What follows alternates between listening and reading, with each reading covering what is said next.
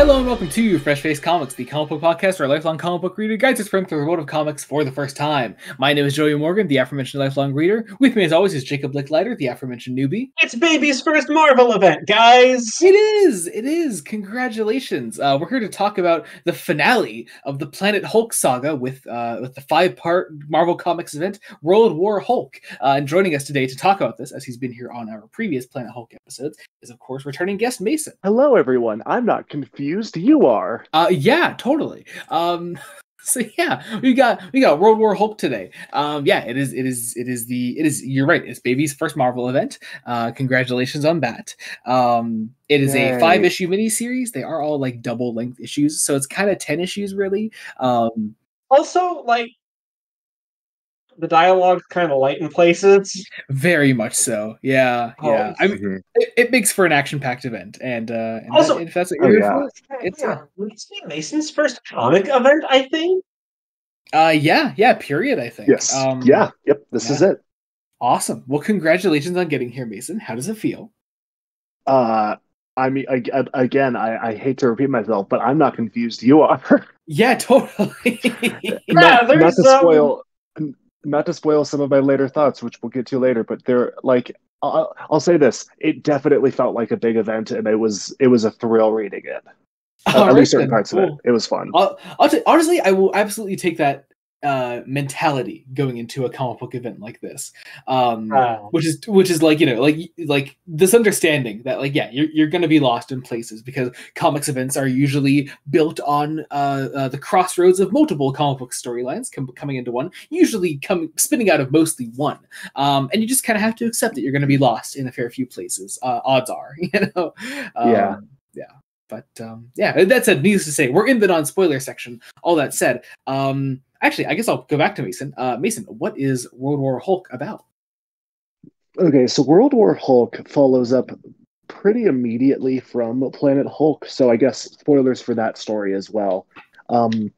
Basically, through Planet Hulk, the Hulk, due to the actions of certain Marvel superheroes, ended up on a planet where he lived a life for a long time before an accident with his spaceship caused the mass death of quite a lot of his new family, which led to him getting very, very upset, as the Hulk does, and deciding to basically pilot almost a revenge mission back to Earth. And this comic sees the revenge mission begin and the events that transpire because of it. I like your use of the word upset in regards to the Hulk. So I kind of like, I'm kind of imagining you wouldn't like me when I'm upset. You wouldn't like me when I'm hungry. Isn't that the joke in Incredible Hulk? Yeah, it is. Yeah, the translation is off. It's great. Anyway, but yeah, that is World War Hulk. That is what it is about. So this is, I guess this kind of actually starts to delve into one of our Twitter questions. I'm actually forgetting who asked it right now.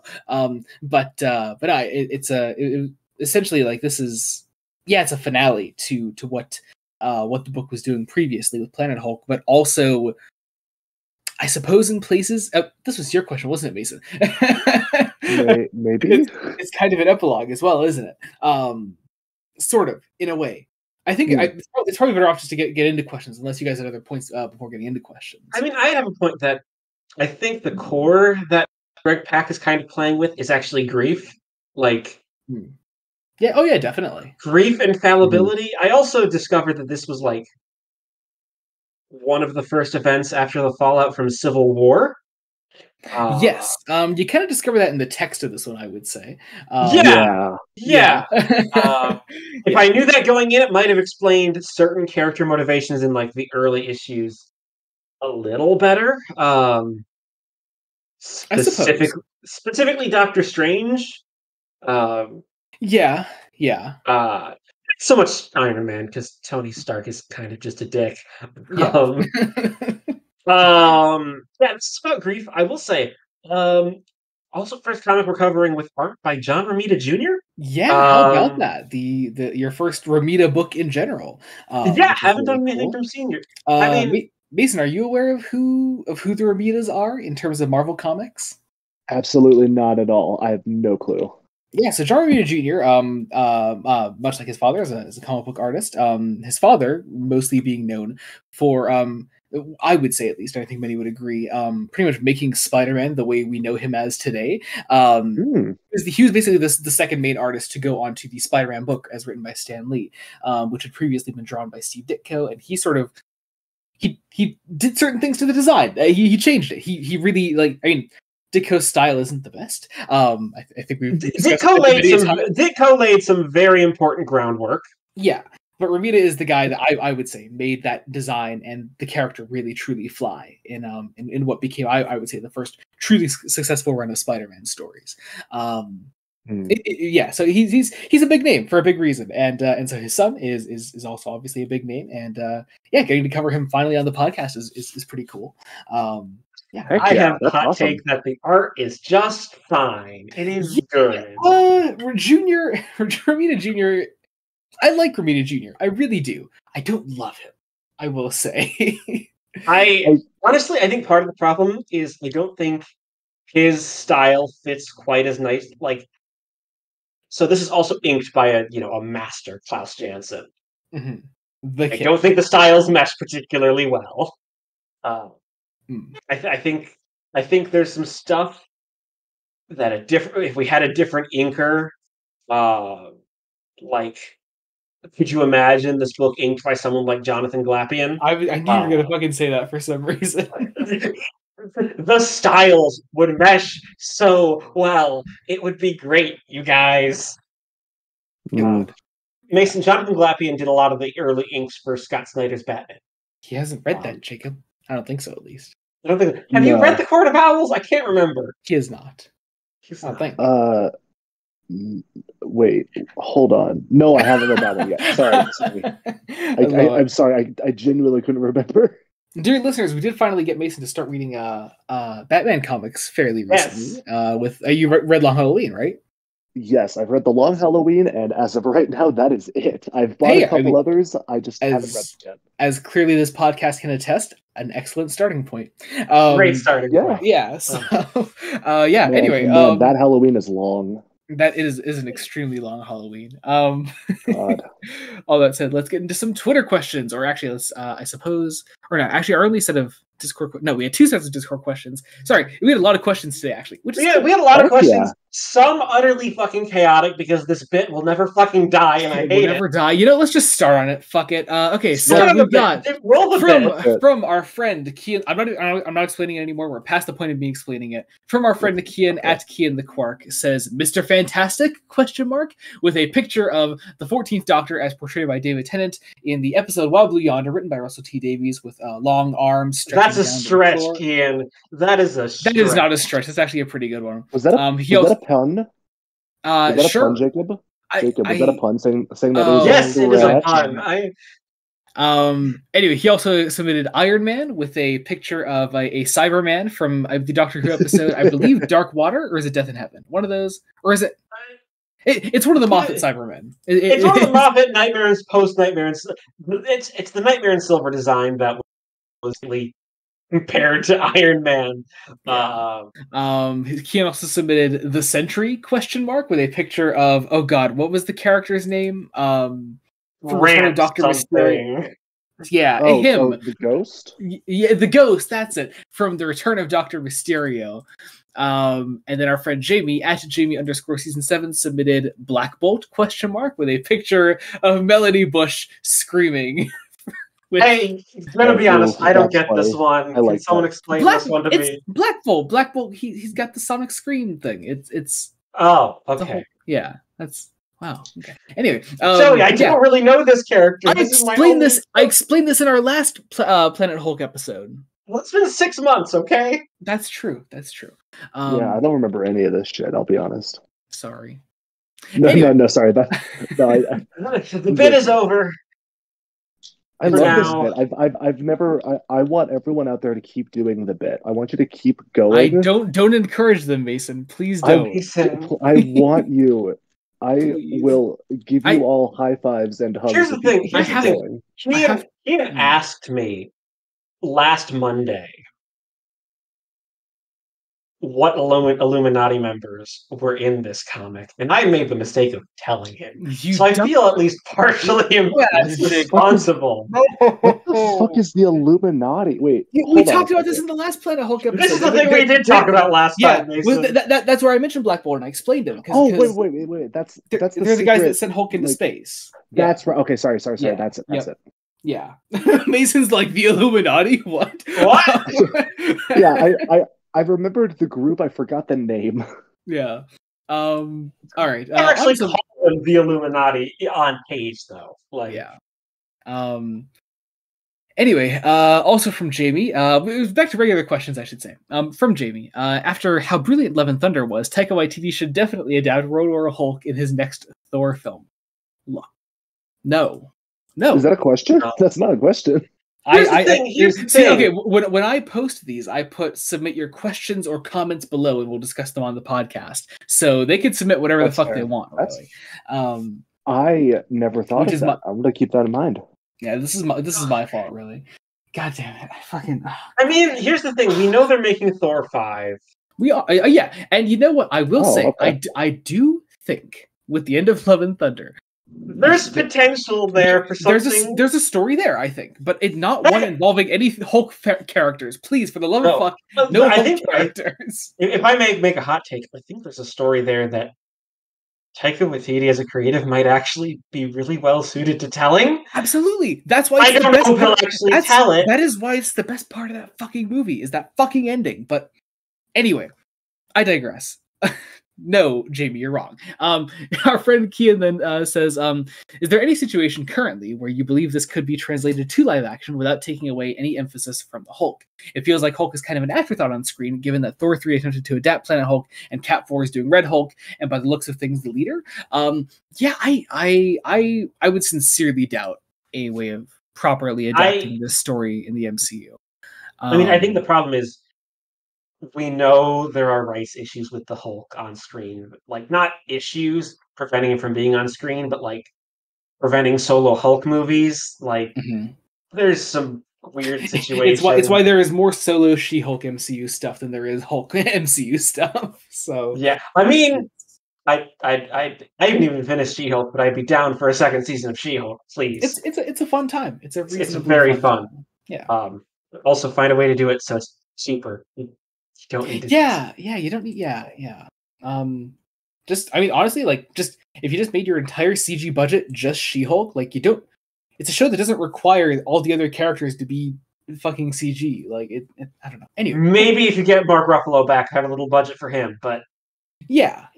But anyway, but yeah, I don't see a way that you could get this story to adapt into the MCU at this point. I also honestly.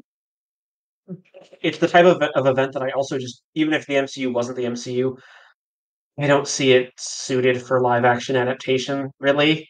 Like, I think it could work if they. It's one where you would need to put in some tie-in information, and like, I feel and I think the MCU could adapt this in the same way that it adapted Infinity Gauntlet, which is you need a lot of different you need quite a bit of time, I think. And I think the difference between like the movies and the comics, at least as far as I can see, the difference is that with comics you have slightly more of an opportunity to press a reset button, whereas with the movies everything you do kind of matters. So like once you do one big event, it kind of, I don't know if it realistically makes sense to do, like, as of right now, I don't think it realistically makes sense to do this story. Yeah. I mean, like realistically, like, this story makes the most sense coming after a story that the MCU adapted a long time ago, which is Civil War. So it's kind of tough to do at this point, for obvious reasons, which is still fucked up because the Hulk was supposed to be doing Planet Hulk shit in that time during Civil War in the MCU. And then they brought him back and it wasn't Order Hulk, and it fucking whatever. Okay, I digress. Moving on. Speaking of adaptations, our friend Rules Panda at Joey Can Read This submits. So should this be considered for an animated adaptation? Yeah, absolutely. Animated films are usually better suited to comics like these. I think, at least. Unfortunately, you can't really make it a continuation of the Planet Hulk animated film because they would need to actually, because they would have had to have actually adapted the ending the way that the comic goes for that animated film to lead into a World War Hulk, which they don't, unfortunately. So I mean, yeah, I'd be down for like in the way that the DC animated films have adapted certain storylines more than once. I'd be down for like Marvel, if they put any care into their animated film department. I'd be down for them, putting out like here's a duology of like Planet Hulk and World War Hulk. Well, trilogy films. Make it a trilogy, like two-part Planet Hulk. Yeah, definitely. Anyway, yes, I agree. Absolutely. Then our friend English Giraffe at English_Giraffe says, I know status quo got a status quo, but when it comes to mainstream comics, but I genuinely don't know how Hulk and New York's reaction to this could have ever gone back to their usual selves after this event. He should be seen as a permanent villain from this point on. I mean, unfortunately, you do kind of answer your question in your first sentence, because it's the nature of comics. Status quo got a status quo. I don't know. Unfortunately, I suppose it really is just my long experience with the medium. Just knowing that, like, there's always kind of a way to come back from any universe-shattering event, say like this. But I don't know. I mean, there probably is a legitimate point to be made there. I don't know. Again, it probably is just the way that I view comics. I'm like, you could probably just come back from that eventually. It might take a few years, but you'll get back from that. I think this could easily have been the springboard for something better, and I don't know if it actually springboarded into other runs or things. I don't know. I've only just barely started the technically the run that directly follows on from this, which is the Jeff Loeb stuff. So it's which is very good so far. But I don't think, I don't know. Actually, Mason, as someone that doesn't read as many comics, I'm curious what your take on that is. I think it's like, I don't know, like for me, I don't think a status quo necessarily has to negate the effects of a big story. Like, I think that with a lot of stories where big, crazy things happen, usually if it's an ongoing narrative, there is some sort of reset button that eventually happens. But and this is definitely a personal thing.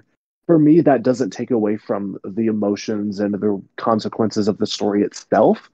Because, like, sure, what happens in this story may not exactly, I don't want to say matter, but like they may not necessarily affect like stories 10 years from now, but the story still happened. Like, you can still like go back and read it, and like it mattered at one point. Like, it's like, just because there's a status quo, that doesn't mean the story itself doesn't matter, I guess. Yeah. Which is maybe more of a meta way to look at it, but I don't know. No, I absolutely get that. Yeah, that makes a lot of sense, actually. That is a great way of looking at it.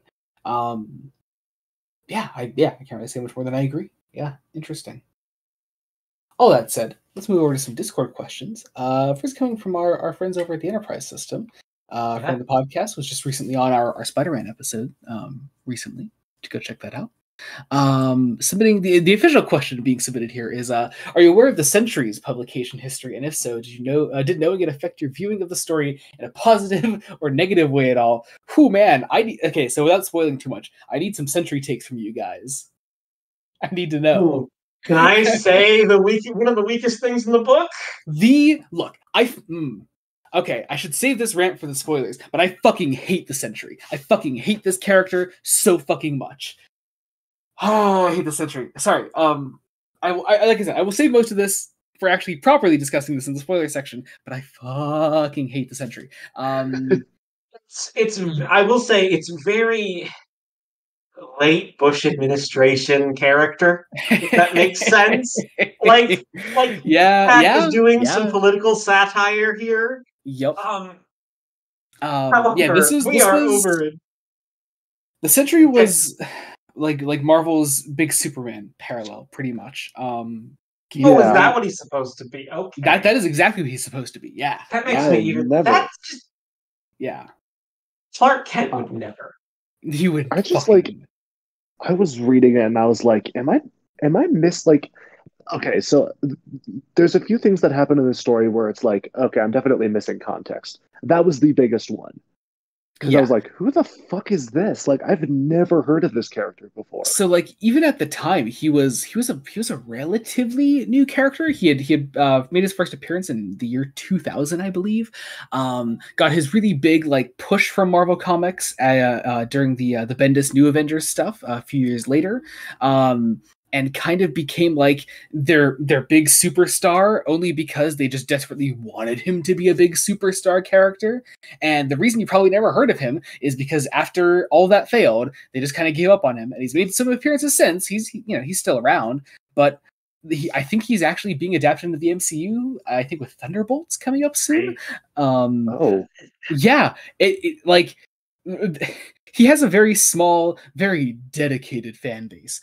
As far as I'm aware. Piss off fans of this character. I feel like He's a bad fucking character. He's a bad fucking character.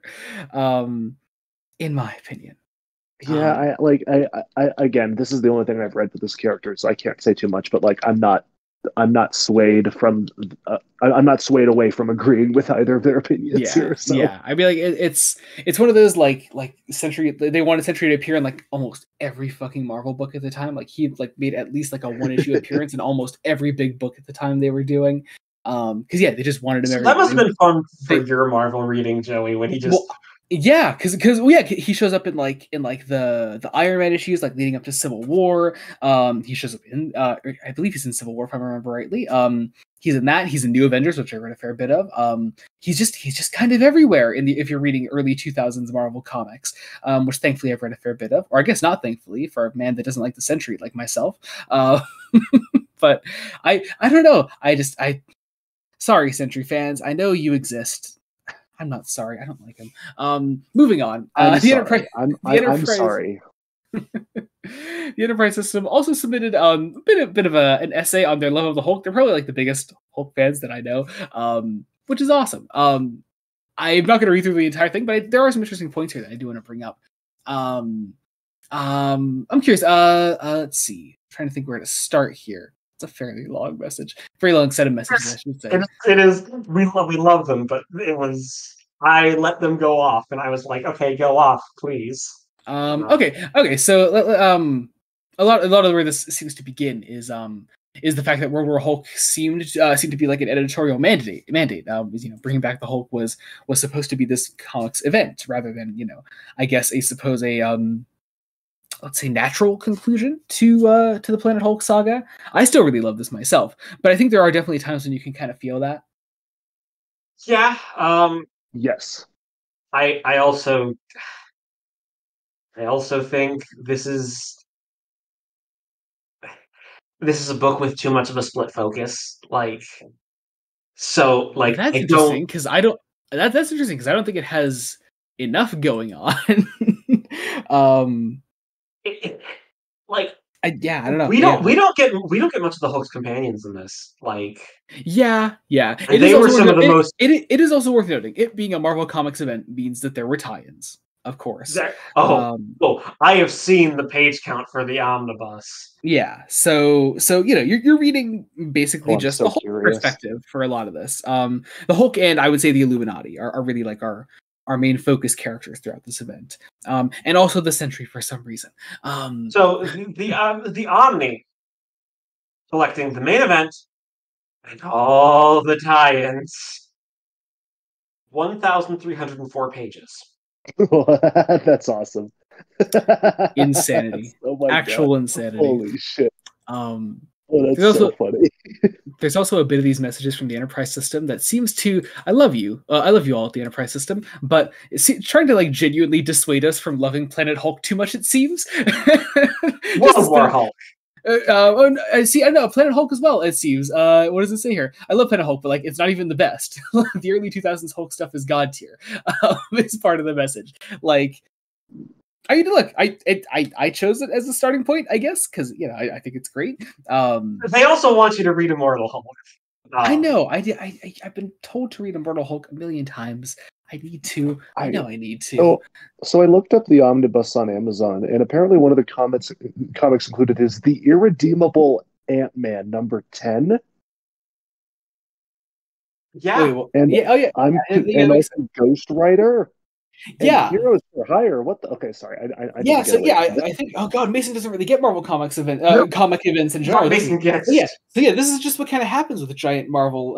Not I say Marvel, just comic events in general. This happens on both sides of the fence.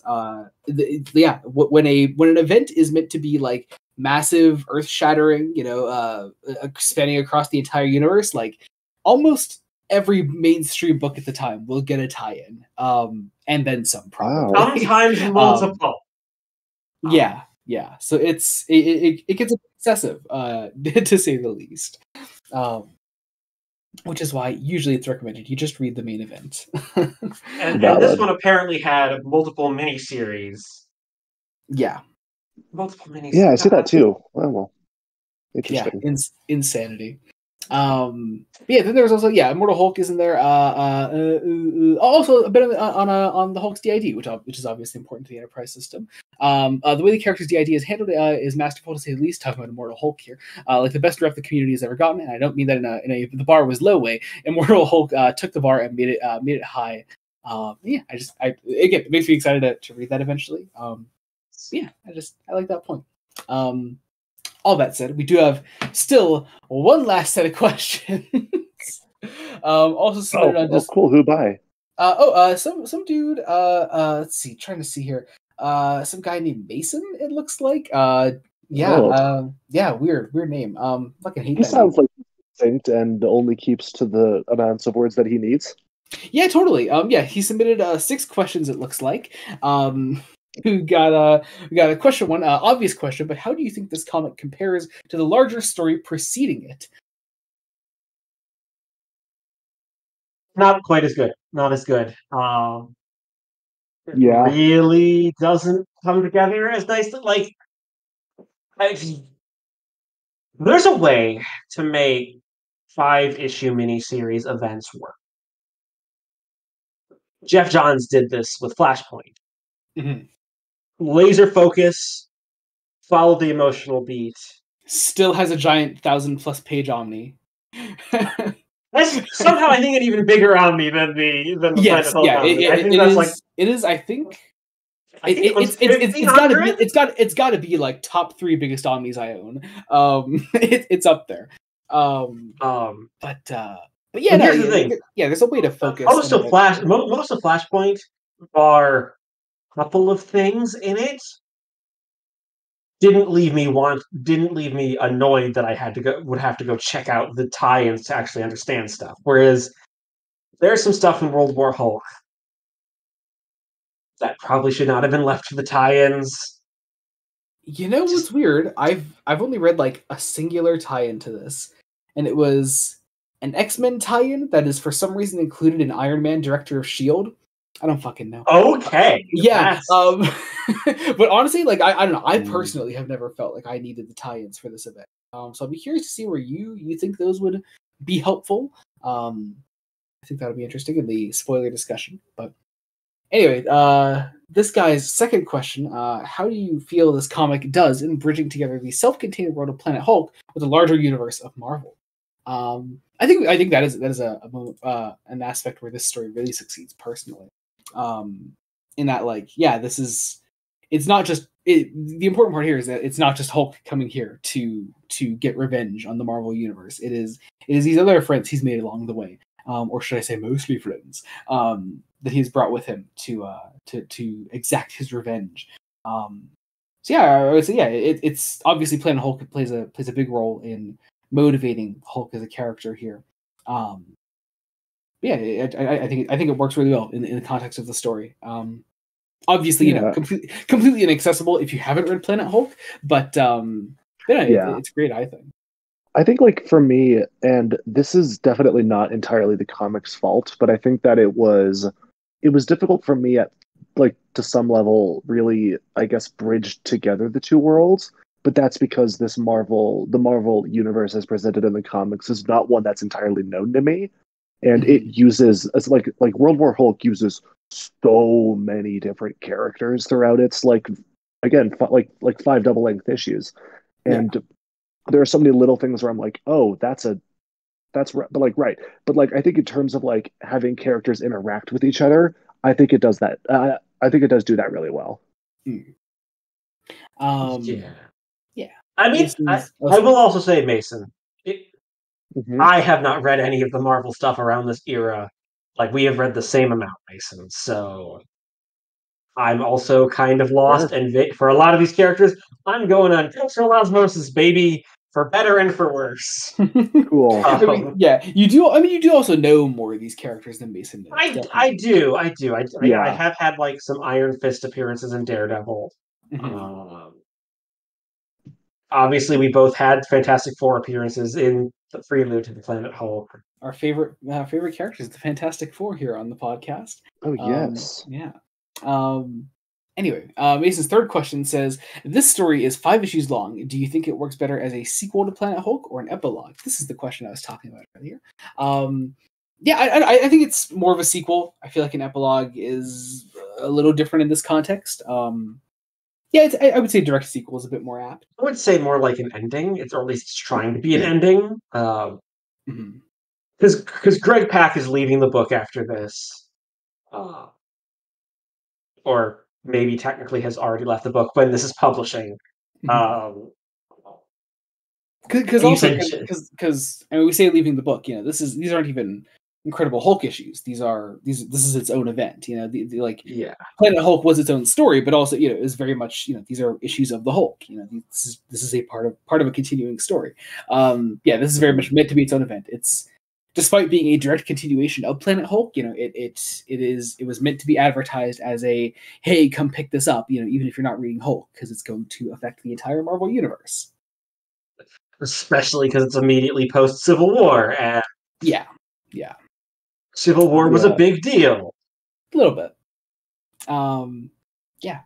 Mason's fourth question says, and I quote, "Hello, it is Mason from a few hours ago. I'm waiting for my prescription of a pharmacy, listening to a podcast and thinking about how beautiful life is and how wonderful it can be to just sit and process the information we intake. Mason, of the future, you exist at a time far beyond when we finished this comic, and therefore you have had much longer to think about how much you enjoyed the comic. Right now, I think the comic is fine, but I'm curious to see how much our opinions will change as the sun makes its trek across the sky, and you make your long trek back from the strange and clinical world of the pharmacy and back into the familiar and slightly cold world of your home. After everything that's changed me beyond the typing of this question, what do you think of the comic?" I think it's fine.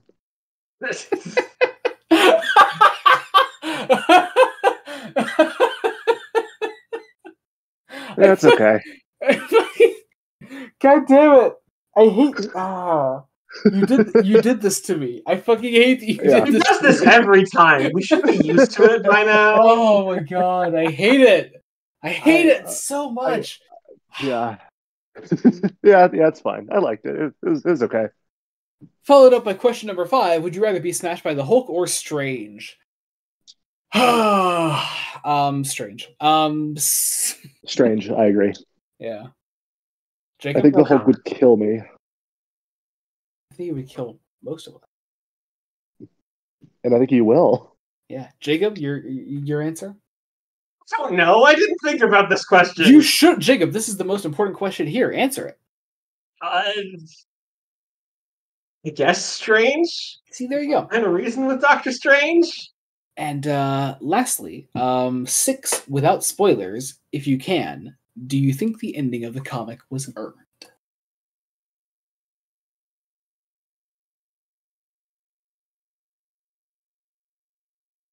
Don't everybody answer at once. And I'll be honest, I don't know.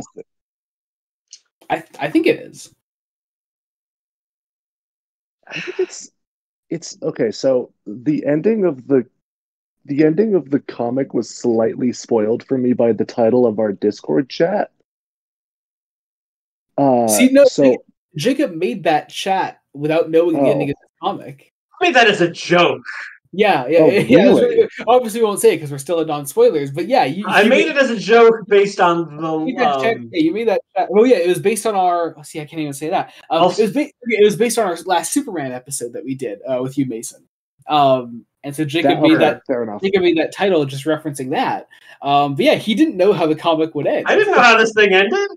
Dang, okay, fair enough. Yeah. Well, yeah, I think it's on one level, I do think that it's the only way that a story like this could end. Like the story they're actively trying to tell, like reconciling all of these worlds together. But also I do kind of wish it had more behind it, like in execution. Interesting. Yeah, like it's like I mean, again, the character that we all love is kind of heavily like integral. Not the reason why it ends the way it does, but like, pretty close as to why it happens. But like I just felt like the ending happened because of things that I needed previous context to understand, like, and really feel the emotional context of everything, I guess. Honestly, I think the big problem is if we just need to take the Sentry and put him somewhere else. Yes. And by that somewhere else, I mean nowhere.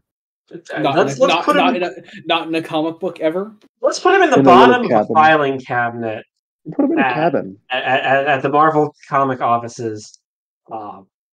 Let's say to Brian Michael Bendis, fuck off. Is he a Bendis creation? So not a Bendis creation, but he's definitely the guy that fucking championed this Sentry the most.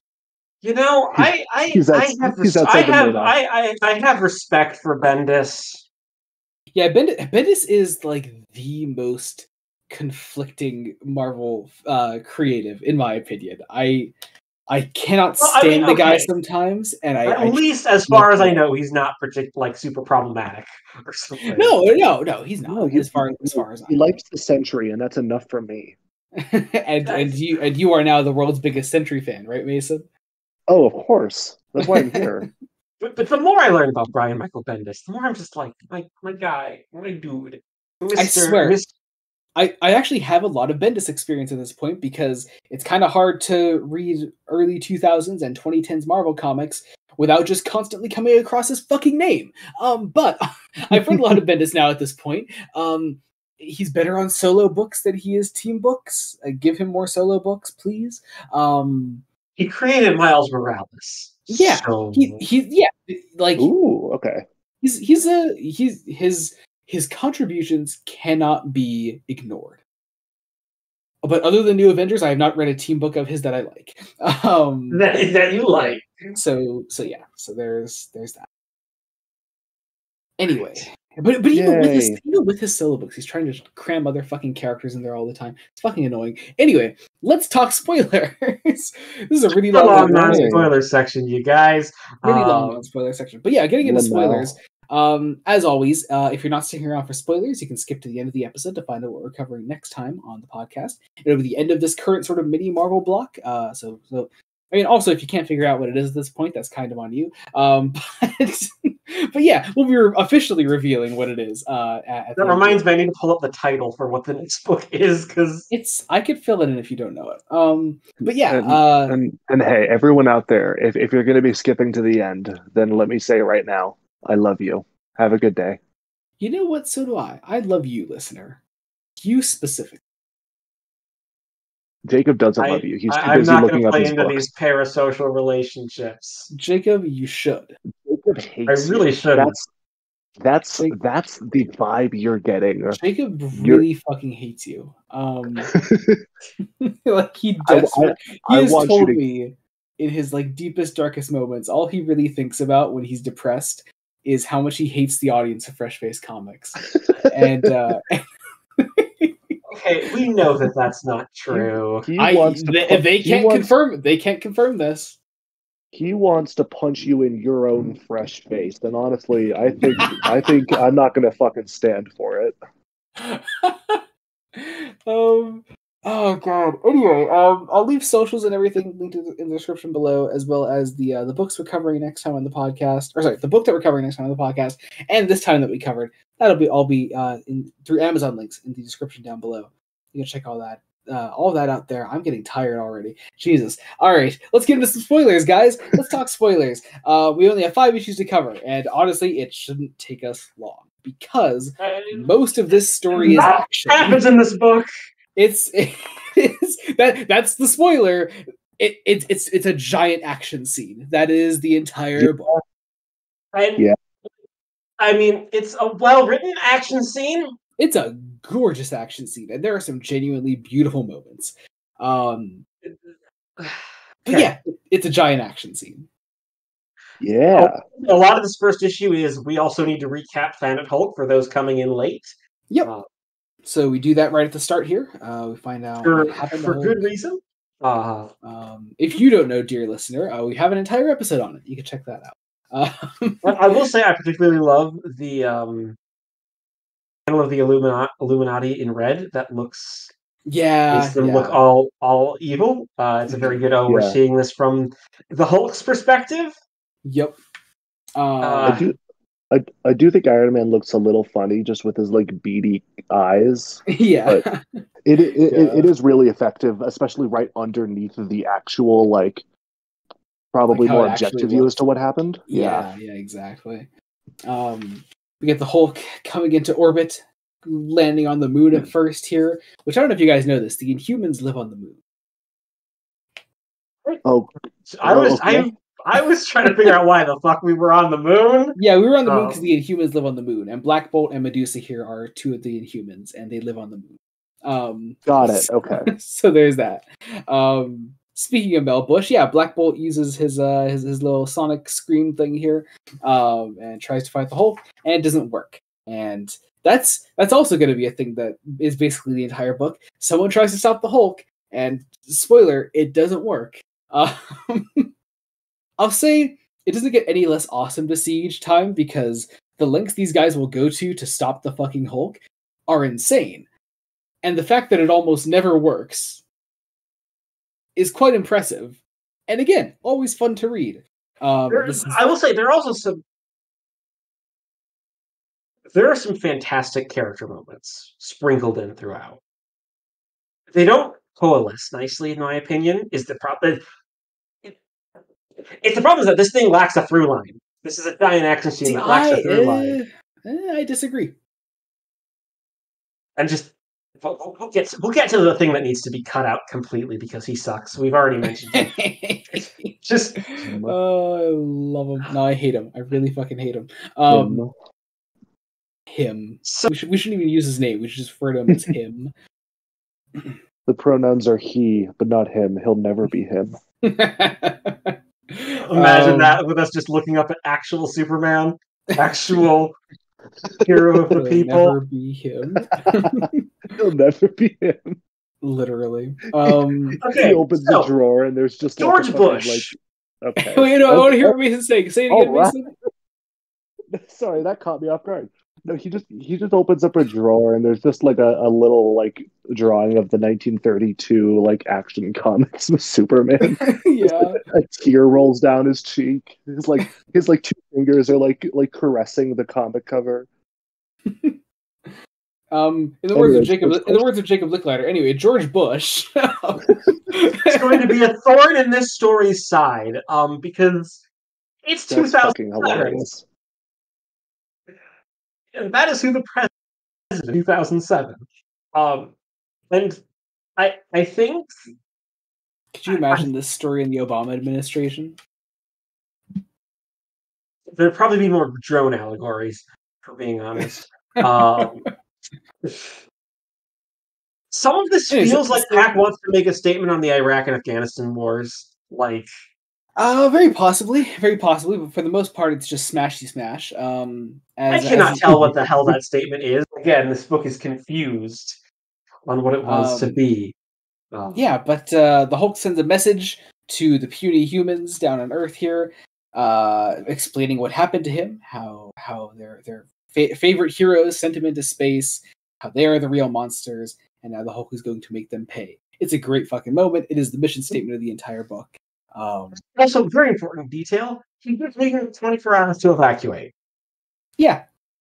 Like honestly, like I love the distinction there. Like the Hulk is only after these guys. Like he's giving them a chance. Yeah, he gives them his whole life story here. He shows them the beaten body of Black Bolt. We begin preparing our countermeasures against the Hulk. We see Iron Man here preparing. Actually, seeing the first Iron Man here, let's talk about John Romita Jr.'s art here as we get into this. Mason, you read most of this, I believe, yesterday. Is that correct? Yeah, I read half of this yesterday and then half of it today. So we have a little Discord channel that we've been talking about this book in, and a lot of it is just filled up at this point of images of you closing in really closely on characters' faces that you're not supposed to be focusing on. Yeah. So Romita just kind of scribbled them in, and yeah, it happens quite a few times throughout the book, to say the least. But I have to know, what did you I guess actually think of John Romita Jr.'s art throughout this book? I thought it was like genuinely, it never really took me out of the out of the story. I really like some of it, like this panel here where Iron Man is in space and you can see a close up of his face with like all the electronics against. Yeah, I do love that one. Like, I love that so much. It's definitely not the best art I've ever seen, but it's just like a little memeable, which isn't necessarily a bad thing. Honestly, for all intents and purposes, it just makes it more memorable for me. But it's definitely not like the greatest I've ever seen. Interesting. Cool. Yeah, we then get a very nice character moment between Iron Man and Doctor Strange, his astral projection. I like that Stephen Strange is kind of the one person here who's sympathetic to the Hulk. I don't think it gets pushed as far as it could be. Stephen Strange ends up being a lot of talk, no action throughout a decent chunk of this book. Until he needs to actually have some action. And he does have some really great moments throughout this. I think, honestly, like, of the Illuminati characters we sort of focus on throughout this, I think Strange is probably my favorite. The way that Pac handles him throughout this book, he's certainly the best served of the four. Yeah, by virtue of Black Bolt barely being in it. Reed Richards still being a dick. Yeah. And Tony Stark also still being a dick. Thinking he's right. Yeah. Anyway, Jacob. There's no time to talk about this, though. Jacob, the most important character in Marvel Comics history, is about to show up. The greatest character in all of creation. And you want to know what he's going to do for 4 issues? Literally stand in a doorway. He is the best, Jacob, because that's all he needs to do. That's how great he is. He is so great. Powerful. He is so powerful. He does not need to do anything more than stand in a doorway. Don't you know, Jacob? He is Superman, Jacob. He is Superman, but better. Hey, God help us all. I'm sorry, we can't arrange for that. Okay, we got the next best thing. 2007. So I think Joe Kelly would have either been just finishing or still on Superman at the time. Yeah. So I don't think Marvel has stones to throw. Yeah, no, they don't. They never did. They thought they did, and they never actually did. It's also so fascinating because this is pre-MCU Marvel. So they are still throwing shit at the wall and hoping things stick. Yeah. Hey, we're only a year pre-MCU. Which is Iron Man has probably started filming. Yeah, isn't that weird to think about at this point? Like what was in the works at this time? Yeah. Spider-Man 3 had just come out. Yeah. Speaking of Spider-Man 3, great transition. Spider-Man in the symbiote suit here. Throughout this story, as we're about to introduce him, him and She-Hulk are kind of doing crowd control at the moment. You know what? You know who's an underutilized character in this damn thing? Who? She-Hulk. Yeah. You think she'd be a little more important here, wouldn't you? She's his cousin. She should be important. Jacob, how can she be that important when the Sentry's here? I thought you were going to make a joke about the MCU or some bullshit. No, Jacob. The MCU is nothing compared to the Sentry. Yeah. Honestly, yeah. I mean, honestly, the Sentry is better than I can't think of a joke that might not be taken well out of context, so I'm just going to trail off here. There's. I do love that got, neither of you knew how important the Century was supposed to be to Marvel Comics at this time, and you're both still really leaning into the joke. It's great. Pax certainly doesn't make him feel important. But, no. Well, Jacob, don't you know he's the Hulk's best friend apparently, and he can apparently calm the Hulk down. I guess. You know who I could imagine could calm the Hulk down? Rick fucking Jones. Yeah, no, that's the actual answer, and they do try that, but it's Rick fucking Jones. Like that's the answer right there. Like, another best. I could also see an argument for She-Hulk helping. A little bit. True. But the answer, okay, so the answer is Rick fucking Jones for obvious reasons. But I guess it's the Century. I don't know. Okay, getting off. The Century's deal also they looked into this that. Well, you researched him. I was fucking curious, Mason. And there was a rabbit hole. It is a real fucking rabbit hole. Yeah. That, as far as I can tell, the Marvel Universe was mind wiped up to the point where he appeared.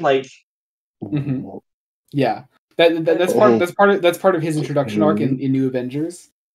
It's fucking stupid. So the idea is. He's always been there.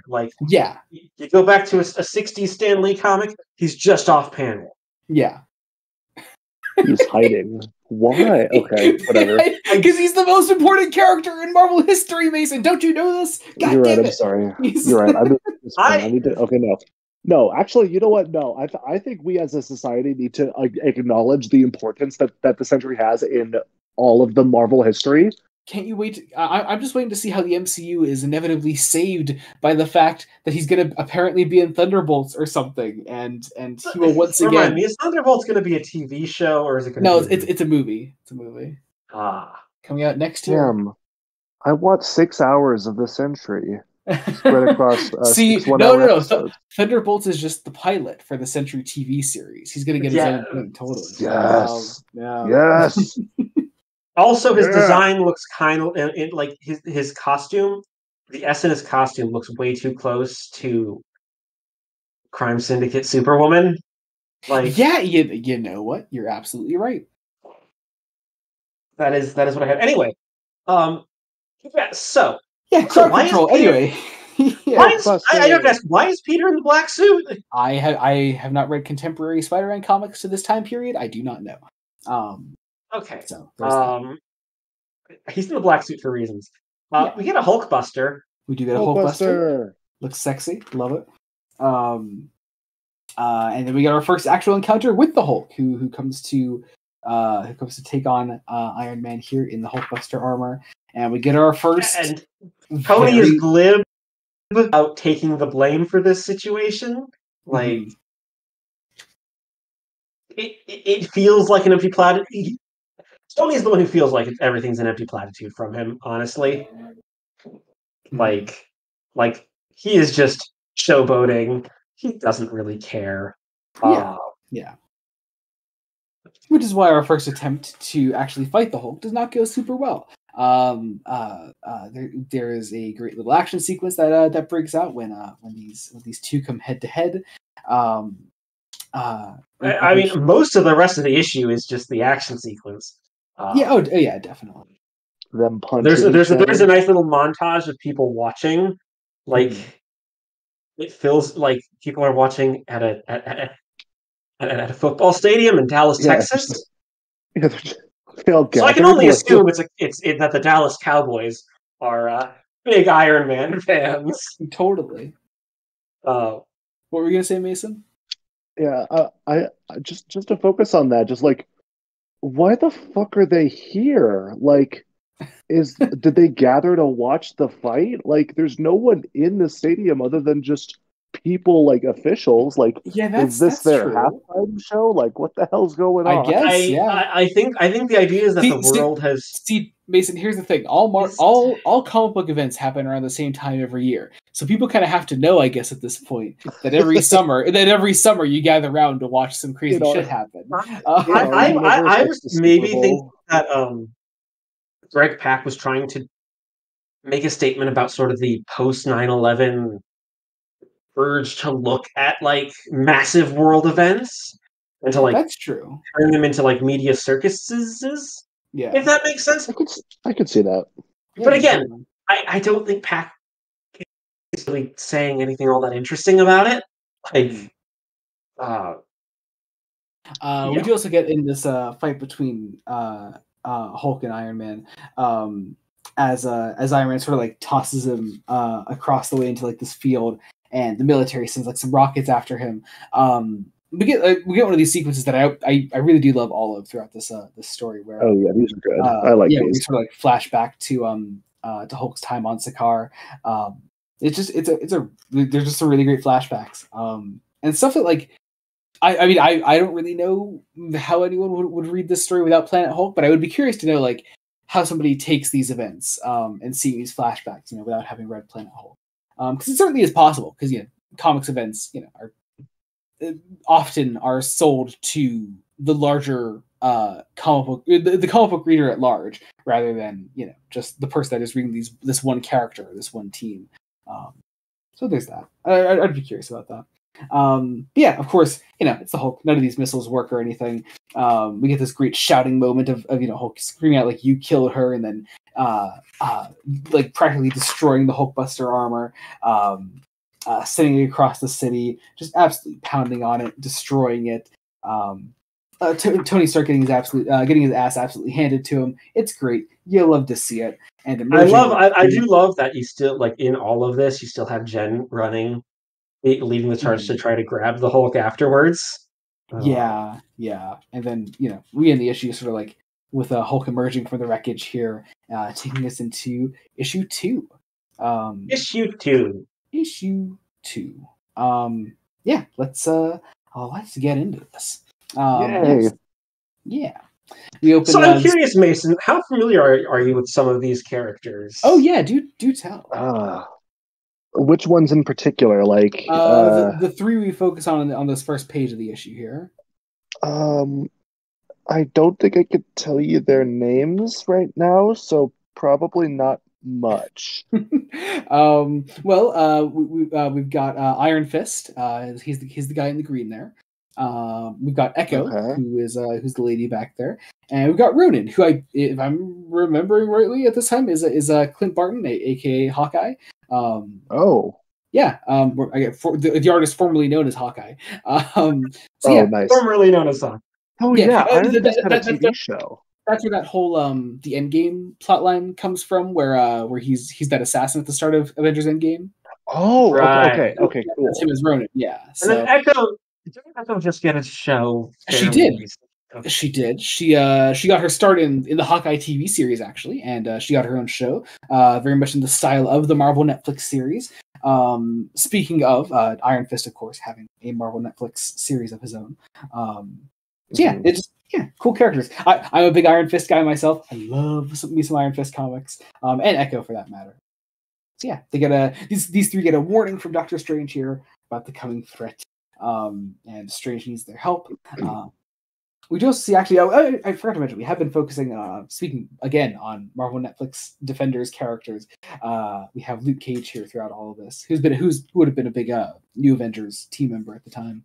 I do know him from like having heard of the Netflix stuff. I do know about him.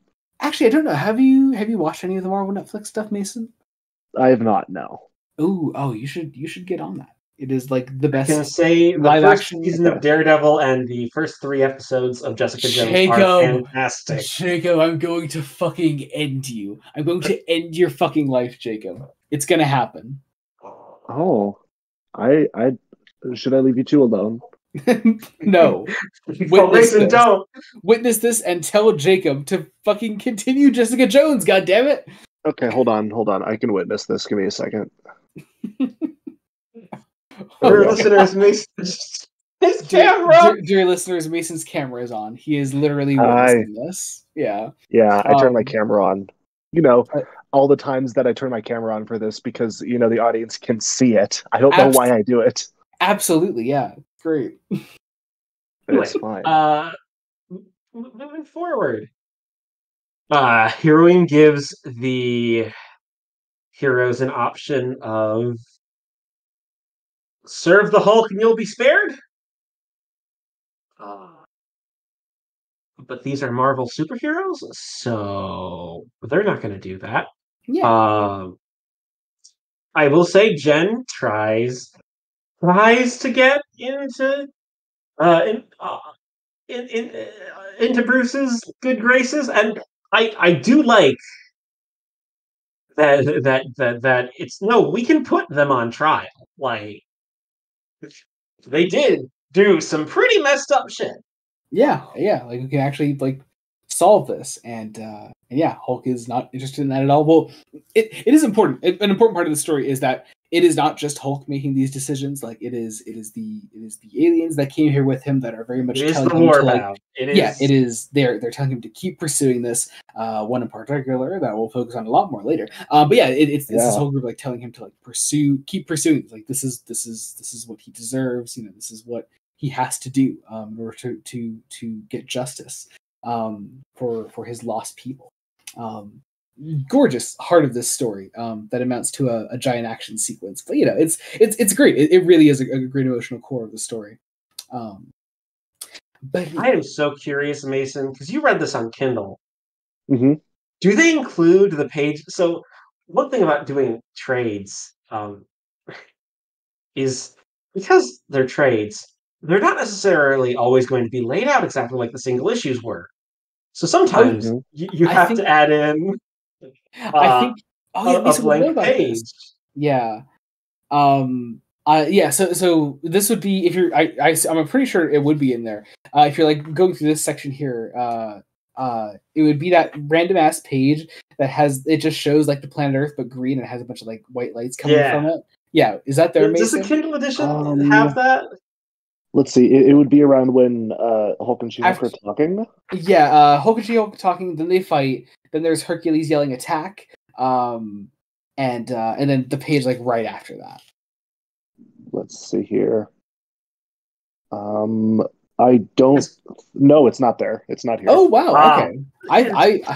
Interesting. I mean, it doesn't surprise me. It's an ebook, so they can obviously reformat it to not. Yeah.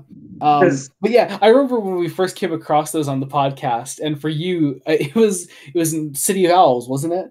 And, it was City of Owls. There was a completely black page between like Bruce like putting on the Hellbat suit, or was it the Hellbat suit or whatever the suit was? I want to say it was the Hellbat suit.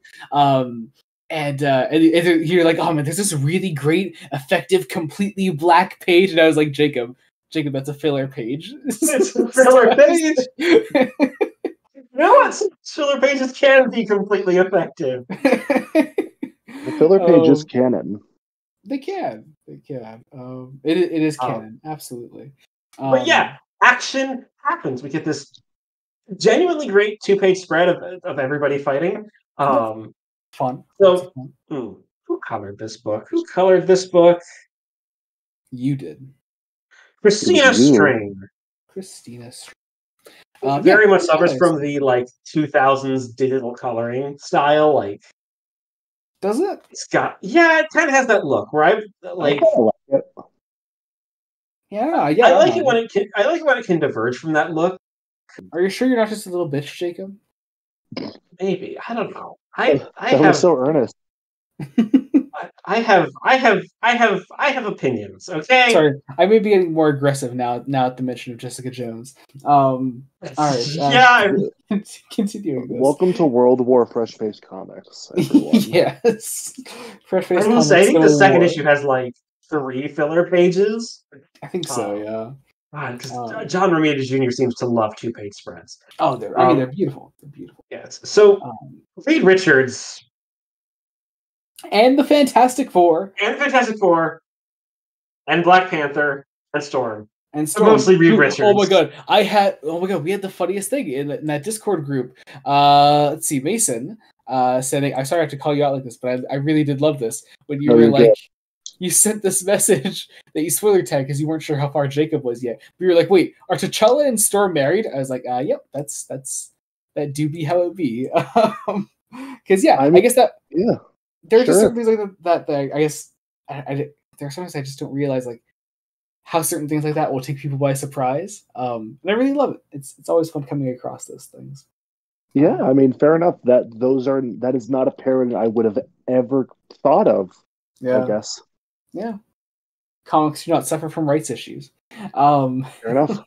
Yeah. Whereas the MCU does. So I do love that Sue Storm is ready to give her husband a piece of her goddamn mind. Yeah. We love it. Because Reed deserves it. Like, he deserves it. Because Reed is next on the Hulk shit list. Yep.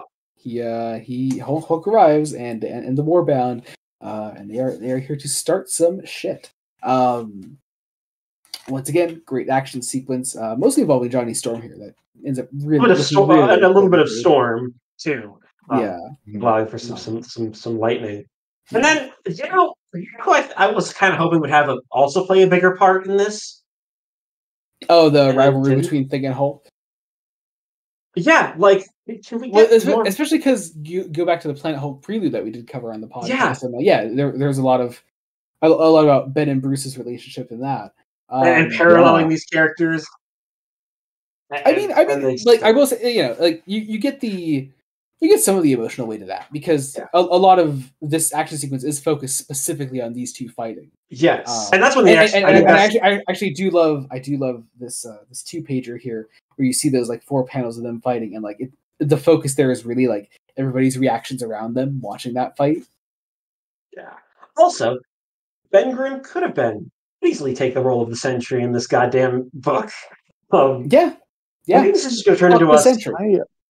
I think you're trying to silence the Sentry, and honestly, I've had enough of you, Jacob. You're absolutely right. Jacob, how could you? How fucking could you? Are you telling me you hate the Sentry, Jacob? Yes. Yeah, the Sentry's going to be in F tier. Like, end of your tier ranking, Sentry's going to be an F tier. Possibly even below Carrie Kelly. Like, the Sentry is the most important comic character I've ever seen, and honestly, I can't express how much I think you're wrong, Jacob. Crocodile tears, Mason. Crocodile tears. I don't listen to Elton John. I don't understand that reference. See, what's funny? See, okay, so weird tangent. You bring up Elton John. The first thing that started going through my head with Crocodile Tears was an Elvis Costello song called Beyond Belief, and I totally unrelated. Anyway, it's just referencing the concept of Crocodile Tears. I wasn't thinking of Costello or Elton John. I think you're just trying to steal Elton John's ideas and pass them off as your own. Jacob. Yeah. Sorry. Yeah, I think so. Yeah. Sorry, I'll try not to derail this too much. We were talking about Ben Grimm, the Hulk being parallel. This is going on way too many tangents. So I need to bring us back in because there's no reason this episode needs to be several hours long. Because the idea was that Ben would have filled the role of the Sentry better than the Sentry. That's where we left off. Yeah. Like Ben Grimm is a great candidate. I do love the way the scene ends. Sort of this light coming down. God. Jeebus. Jibbus. It's not Jeebus. And this sort of reflecting on the Hulk and the Warbound as actual friends. Reed Richards getting his ass handed to him. Always fun to see. Yes. Oh, that was the point I was going to make. You said that he was going to go below Carrie Kelly, and you're right about that. But I hate that Carrie Kelly's an F tier because she at least has one good appearance. Do I need to make you reread Dark Knight Strikes again? Yeah, but I could also make you reread Dark Knight Returns. We will cross this bridge come October. Yes. All that said, what's the Sentry up to? Nothing. Sitting down. He just like me for real. It's so true. I will say the panel with the text "We need you now to reel you" is one of the ones where I screenshotted it and just sent it into the Discord. Yes. It's just like his stoic face. Yeah. It's not here. Again, he's just sitting down, and that's again, it's another implication. It makes, not only is it another implication that, the friend of the Hulk. Meanwhile, we get Rick Jones. Yeah, who is okay, so let's talk about this. Okay, so between the last Planet Hulk episode and this one, I read the first Incredible Hulk Epic Collection, which chronicles the Hulk's earliest appearances ever. So like the Stan Lee stuff. The Stan Lee stuff, yeah. Okay, so like I mean I always knew like Rick Jones was an important character in Hulk's history, but like this is the guy that is in at least, in the Marvel Comics universe where everything's canon. Back in the very first appearance of the Hulk, the reason that Bruce Banner is exposed to radiation is because he's saving Rick Jones from being getting affected by the radiation himself. Bruce shoves him to the side, takes the radiation himself. Rick is literally the reason that Bruce is the Hulk. They're so close. It's a big fucking deal. So this moment is a big fucking deal, and for some reason, it's not the emotional climax of the entire fucking story. No, this is issue. I'm trying to argue it's not even. Is it even the emotional climax of issue 2? I guess maybe. I mean, it's. Yeah, it is. Yeah. Yeah. So there's at least that, I guess. Yeah. So I like that Rick Jones doesn't just get forgotten after this. Yeah. But yeah. Honestly, he's sidelined in favor of the Sentry. Yeah, like, and I'm going to be honest. Rick Jones, again, not a character I've read a whole bunch with. Mm-hmm. Obviously, but I mean, like I feel like this is a scene that like you can still pretty much like feel like the history between. I feel an actual history more than I feel whatever the fuck they're going with for the Sentry. Like, yeah. Like, we do also get an interesting revelation here. Something that the Hulk was not aware of in his time off Earth. Is that Captain America is dead. Cool. So, I'm guessing this is what clued you both in as to this taking place post Civil War.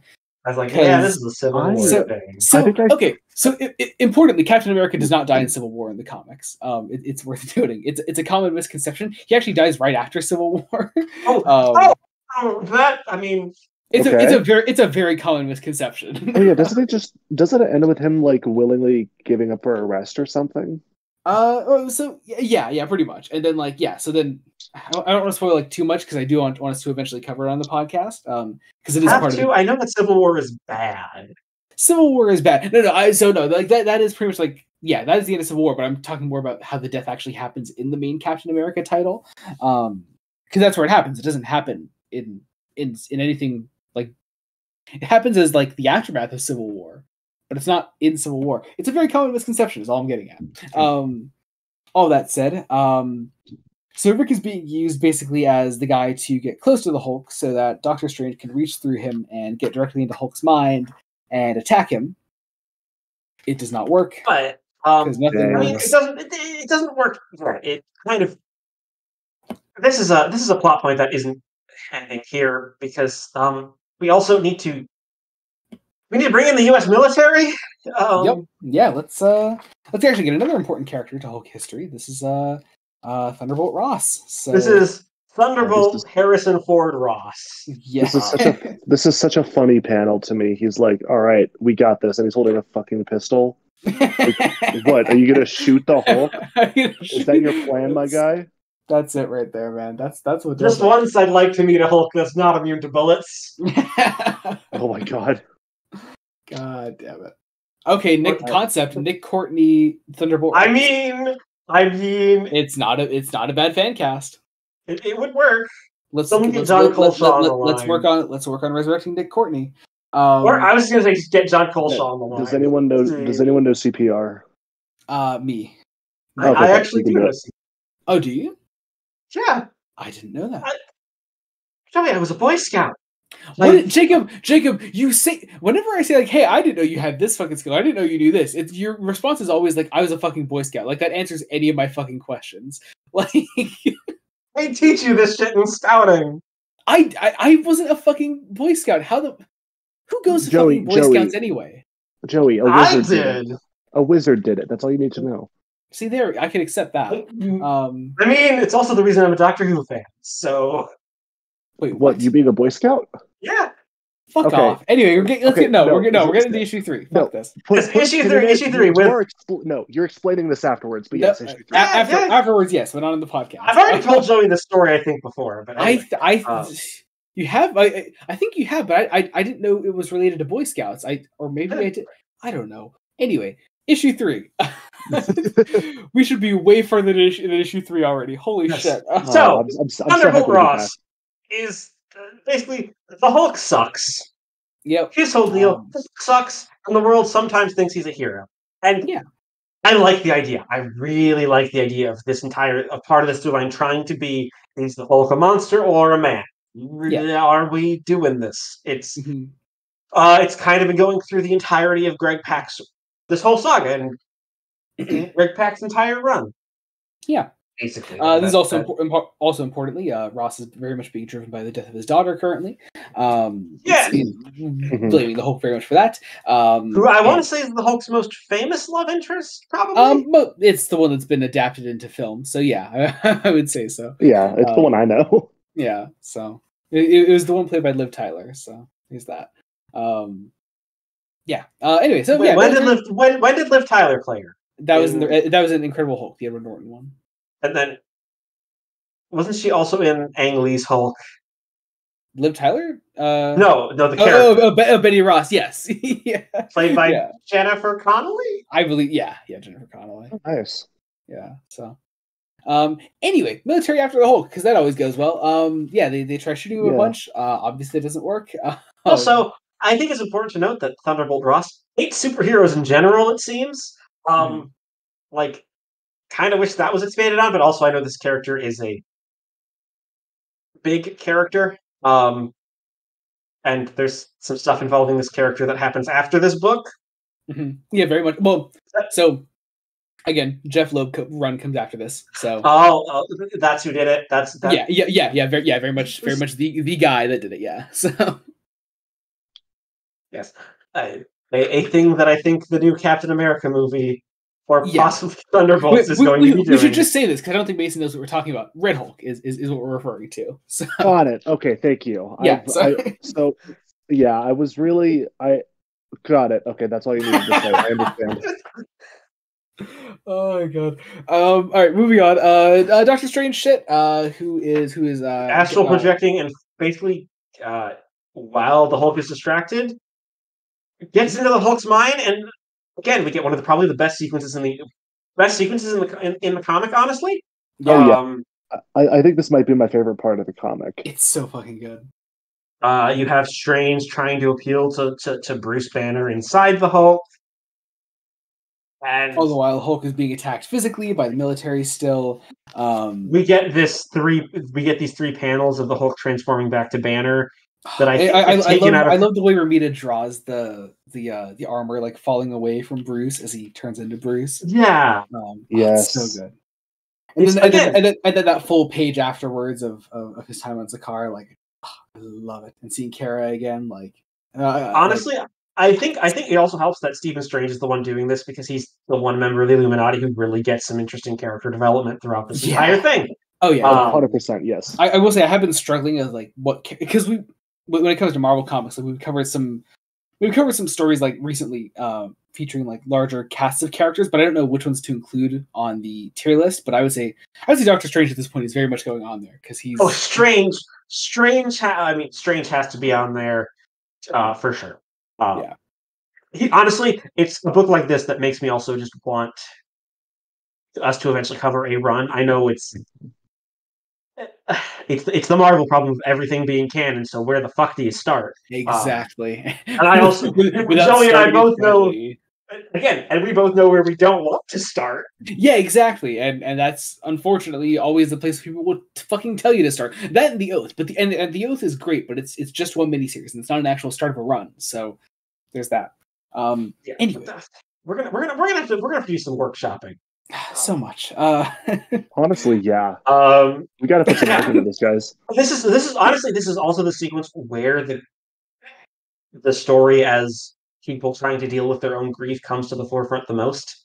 Like, yeah, Yeah. It's this. I love just the 9 panel grid that ends with Bruce turning Bruce back into becoming the Hulk. Hulk. Yes. Yeah. So good. The shadow. I love it. Yeah. Oh, it's so good. Oh my god. Because Bruce not letting Strange help. In my opinion, he's kind of justified. Oh yeah. Yeah. They shot him into space. Yeah. Fuckwits. Made him yeah. like, yeah. Hulk breaks free of Strange's control and begins to wreck shit for the military. It destroys their tanks, destroys their helicopters. What else is new? You've seen a Hulk movie. I do have a question actually here. Yes. So the Hulk breaks Doctor Strange's hands. Uh-huh. I know that in the movie it was a thing that his hands were like slightly damaged. Is that a reference to anything? Like, is his hands in the comics mean anything, or was that just yeah, very much the same thing with the hands there in the comics. It has been a while since I've read his first appearances by Stan Lee. But I believe his hands are injured. Like, essentially it's the same concept. Yeah. Okay, then that makes this much more personal than I think I was. Like, because in the moment I was like, oh shit, if that's still what happened, that's a really fucking personal injury to cause. Yeah, very much so. Yeah. It's cool. We get some more political commentary. George W. Bush falling on the sentry. Oh, that's right. Maria Hill shows up. Huh. Oh yeah, good for her. Good for her. She got to meet the president. He's very much George W. Bush. George W. Yeah, that's his ass. Look at it. Sorry. I was talking more about the and the what? Oh my god. Oh, I wasn't able to listen to the dialogue. I was distracted. Mason, George W's ass. Mason, that's a George. I need to judge your taste in men.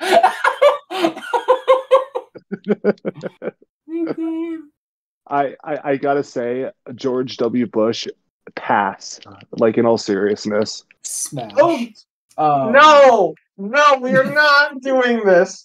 We are not doing this. We are moving along. No. George W. None of this Smash. is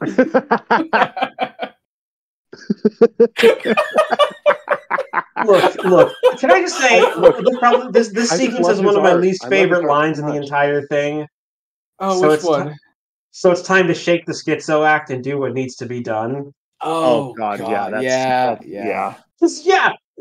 Oh god, you know what? Actually, back on my fucking Epic Collection reading, I've been reading fucking Moon Knight recently, and like that's another thing that permeates that a lot. Before they settle on the DID thing, they're like, he's a fucking schizo, he's a fucking psycho. Can't you see? Fucking terrible. Anyway, I hate it. Yeah, awful. Anyway, moving on. Yeah, just a bad bit there. Sentry being useless. Yeah, we get that. The Hulk is transforming Madison Square Garden into an arena. As you do. Korg tries to be a voice of reason, but Hulk isn't having it like at all. Meanwhile, Rick Jones is trying to get to Doctor Strange. Mm-hmm. Then Hiroim is attacked by Strange's helpers, Iron Fist, Ronan, and Echo. Great little action sequence here as we cut back to Strange temporarily, who is still recovering from his encounter with the Hulk.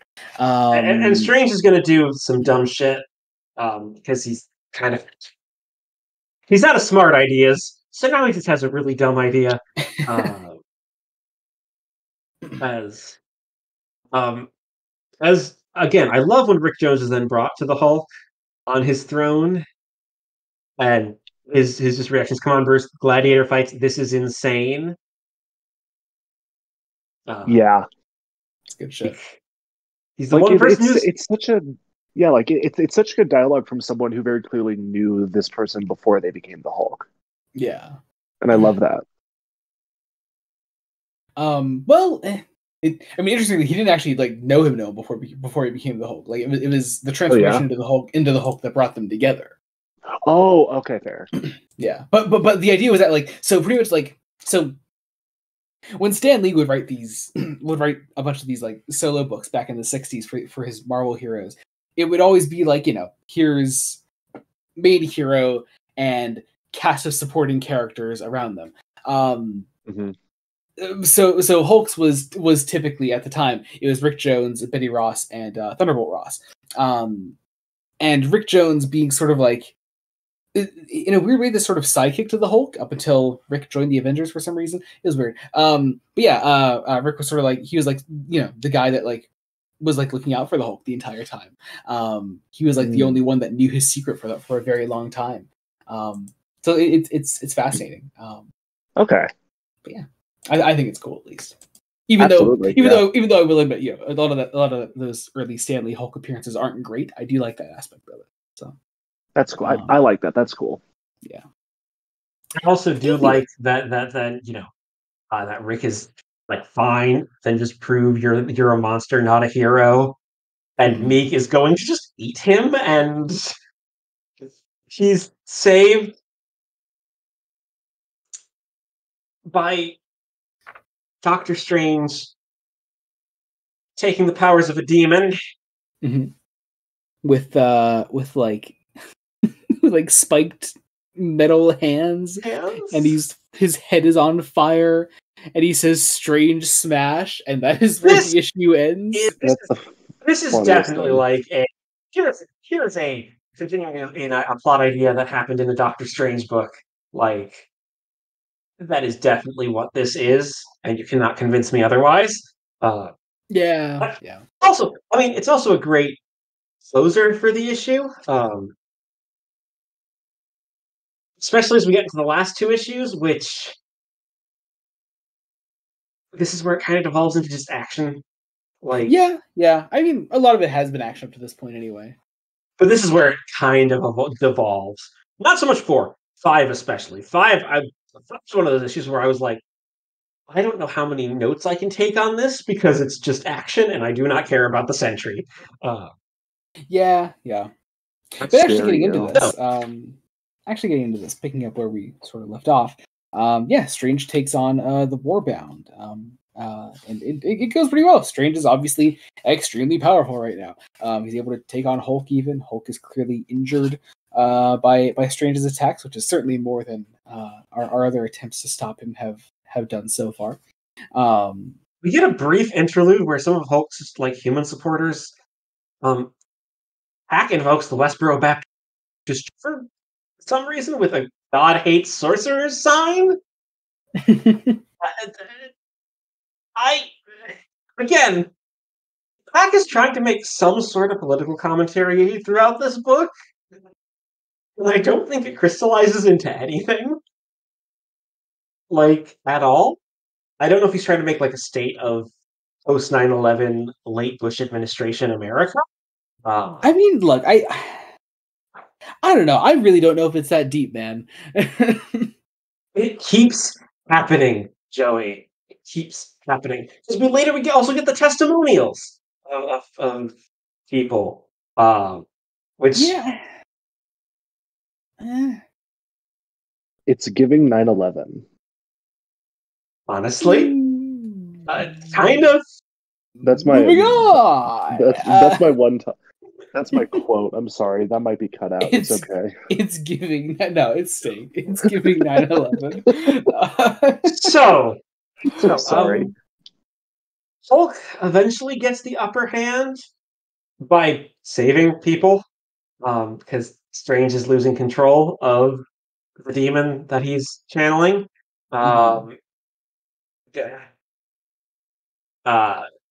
Meanwhile, you have Rick still trying to reason with the Hulk here. Trying to get him to change back to Banner. Honestly, some of the few great things about this issue, Rick Jones. Yeah. Yes, I like Rick Jones a lot. Yeah, he's great. And then we find out, Hulk has a bunch of obedience discs and has forced them on the heroes of the Marvel Universe. I like this a lot. It's a really cool aspect of this. It's an aspect of this that I wish was stretched out. Jacob, how long was that omnibus again? 1,300 pages. You should know at this point to stop bitching about things that you wish were given more time in comics events, Jacob, because you know for a fact they're in tie-ins. You just haven't. Yeah, well, that's a problem, Joey. It's not a problem. Jacob, what would be the fucking point of tie-ins then if they didn't also do at least some of the work that the main story isn't doing? Like, I don't think tie-ins should be completely 100% supplemental. Like, there should be something there that people actually want to go and fucking read, you know? Yeah. Other characters, not other characters reacting with events. Not integral parts of the plot and the ideas being funded into tie-ins. And this is the ideas are here, though. You're just asking for them to be given more time. Yes, I am. And there are things that are giving them more time, Jacob. I want to read The Irredeemable Ant-Man and hear how he feels about the again. You don't need to, because if it's the Ant-Man I'm thinking of, it's domestic abuser one. I think. What the fuck? You know what? No, it's a story for a different time. This is. I can't. They really do mean it when they say irredeemable. When they say irredeemable, giving superior Spider-Man. People like to say the DC universe is dark and edgy. Well, Marvel is the dark and edgy publishing house. Let's be honest. Yeah. At least DC puts most of their edgy stuff in Vertigo, and now Black Label. Which was basically Vertigo. Wait. Also get the testimonials. Basically of how the Illuminati sucks. Yeah. And again, this feels like there's also a guy that goes specifically after Thor, which I really love. It's like Thor has nothing to do with this. He's not even around at the fucking moment, man. Like, I don't know what Thor is doing right now. He has absolutely nothing to do with this. Thor's plotline in Civil War is so fucking funny, man. I can't wait till you read it. Is it because like the testimony was Tony Stark and Reed Richards cloned Thor? Like, is that that's it? Yeah. Oh wow! So Thor's not actually here. He's not even around. Like, he's not. He's elsewhere. So I will say, I think this is supposed to be political commentary of people giving up their freedoms in favor of a tyrant, but I don't think it quite works. Like, I can see what Pack is trying to do with these testimonials, but I don't entirely love them. Some of it also might be because I don't have the context of Civil War exactly. But it seems like this is also trying to follow up Civil War. It's a problem. Also, the last one's just a Christian hippie lady, I guess. Hey, good for her. Yeah, I really like how they like take like she's out here like fucking, what is it, like, the seas will run red, vermin will fall from the skies, and everyone's like, yeah, okay, that tracks. All right. Moving on. You're on trial. I'd like to imagine the Hulk turning back to the superheroes like, and what do you have to say about that? And they're like, what? I don't fucking know. So good. So the Hulk lashes out in grief by setting a giant alien monster on them. As you do. It's such a good parallel to the start of Planet Hulk. I like it. Yeah, it is a nice full circle moment. Yeah. So again, it's also Hulk going to his lowest point. Yeah. Now we just need to, it's really well done. I'm kind of sad it isn't drawn. I'm kind of sad it's drawn by John Romita and not by why can't I think of who drew a lot of Planet Hulk? I am forgetting as well right now. I got it. Well, there's a lot of artists who did any of yeah. Gary Frank Planet Hulk. Yeah. After this scene, though, we we once again get to see Sentry standing in a doorway, and like Yes. the U.S. military just waiting for him to fucking do I do something. have to imagine. I have to imagine the people who are who read the story for the first time through like Omni format.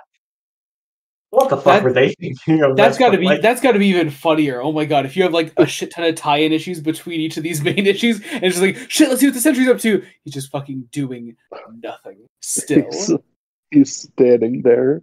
You know we got to do it. To he's him. just standing there menacingly. So, oh my god! eventually the heroes end up having to fight each other because of the obedience discs, and it becomes just a knockdown, drag-out fight. There is a moment where we do the gladiator thing of thumbs up, he lives, thumbs down, he dies. Uh-huh. I love the build up to it. Well, the top half of the build up to it with the people in the state. Half. you like the top half of this, and then the bottom half is where the Sentry comes in. Yeah, and that's literally it. Yeah. Because we thumbs down. Sentry's gonna the play Sentry's out. It's time, motherfuckers. It's fucking time. The Sentry's here. Now the story has really begun. Mind you, in the preceding panel, have Rick Jones looking on in horror. Yeah, Use Rick Jones, people. I love the official like underneath the Sentry flag like going hot damn. Yeah. Oh god! All right, getting into the final issue, Yes. World War Hulk, number 5. This is where the story really begins because, Obviously. guys, the Sentry is here. He's here to save the Marvel Universe, and yes. I love him. Do you though? Yes. Do you really? I doubt it. So let's talk about a couple. There are a couple of things before the Sentry actually shows up. Because when the Sentry actually shows up, he just makes things worse. Like yeah. Like, and I think that's what. Like, okay, so the idea is he's the most powerful motherfucker ever, apparently. Well, so what happens is the Hulk isn't actually going to kill them. He just wants to, give them their shame in vengeance for what they did to Sakaar, what they did to him, and you're kind of on his side. Like, they don't make the greatest case for themselves of like, we didn't know. Cool. You did send someone who you keep calling your friend to a planet in a spaceship without like his consent. Mind you, this was the Hulk, and like I get it, he's dangerous, but like I'm sure you could have actually talked to him and gotten him to agree to this plan. Yeah, like but you wouldn't have any story, obviously. But yeah, like I mean, like going back and saying, "Come on, we're friends," is like you got to own up to the decision you made. Yeah. And the only person who kind of owns up to it is Doctor Strange. Like, yeah. Hey, you know what I just realized actually, because we're getting close to it now. And we haven't really talked about the big twist coming up in this story at all. So importantly, throughout all this, while the Illuminati does openly admit to sending the Hulk to space, they kind of outright deny that they blew up the ship, that they set it to self-destruct or anything like that. I just gotta know, since we're in full spoiler territory, did you guys see the twist coming at all that we're coming up on here, based on those little hints? No, I didn't. It completely like I thinking back on it, I can definitely I see it, and it's one of those twists that's like I can't believe I didn't catch that. But yeah, I genuinely didn't see. It's a very well foreshadowed twist. It is. Yes. Like it's one of those things that I remember having to bite my tongue with at the end of our episode on Planet Hulk, because I was like, "Fuck, that's actually really good." Because when I went back to reread it, you notice all those little moments like Meek isn't there. It's fucking great. I love it. I love it. But more on that in a moment. Because now the Sentry's here, and we get a good. And then the comic goes very yellow for quite a while. It does, because the Sentry's here, and I don't know. Giant fucking buildings blow up. You know what I'm gonna say? Things get destroyed. The action of this issue isn't particularly good. But Jacob, it's big fiery boom boom explosion. Yeah, well, no, yeah, it wants to communicate power, but it has the problem of not really communicating what's going on in places. Oh yeah. Like, in all seriousness, I do agree. It was a little difficult for me to figure out exactly what was going on, other than city exploding. Mm-hmm.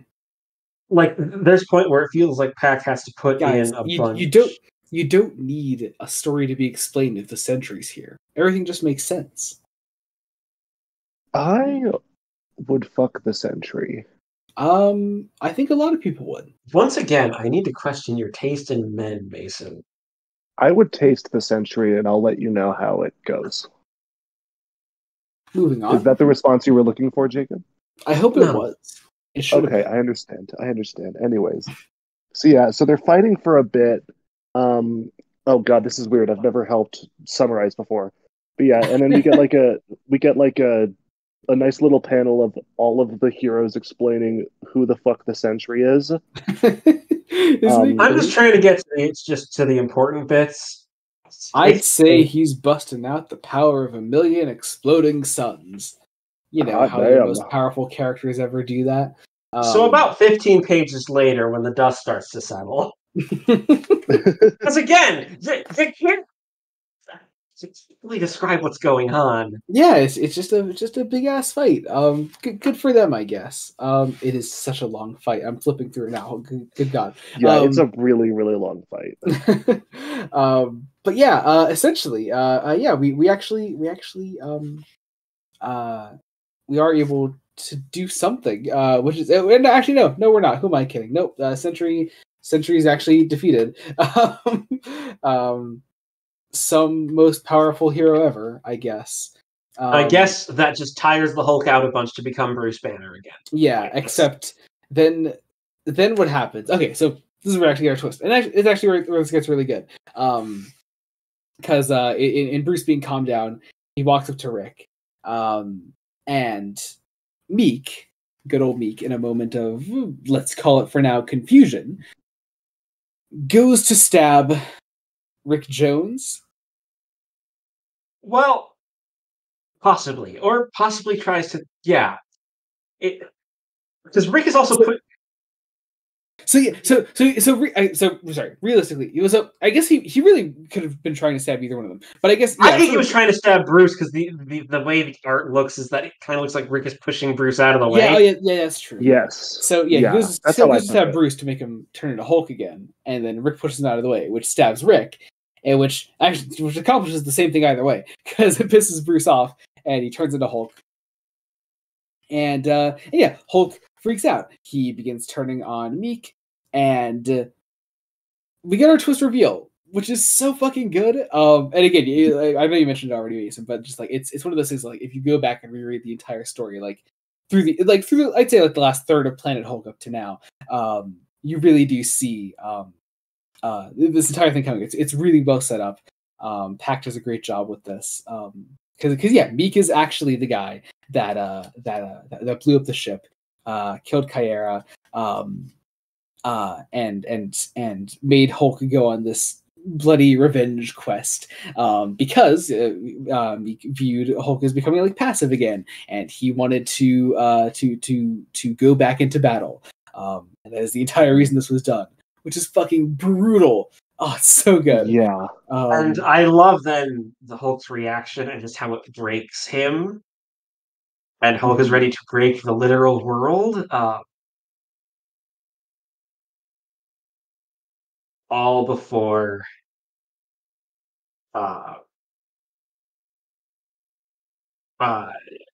satellites that Tony Stark had put into place come down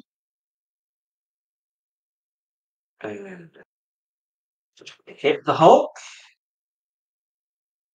and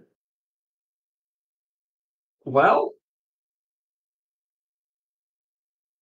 it kills the Hulk. Kills Kills the the Hulk. That's what happens. It succeeds. I love the imagery of Hulk being blasted with this radiation, and the last thing he literally sees is Kyra in his arms, and them going to dust together. Fucking beautiful, beautiful shit. Yeah, it's so good. Yeah, leaving Bruce's body in the rubble here. And we end pretty much how we begun and ended all of these Planet Hulk and World War Hulk stories. This is the story of the Hulk and how he finally came back home. They can call you whatever they want, savior, destroyer. All that matters is that what you choose.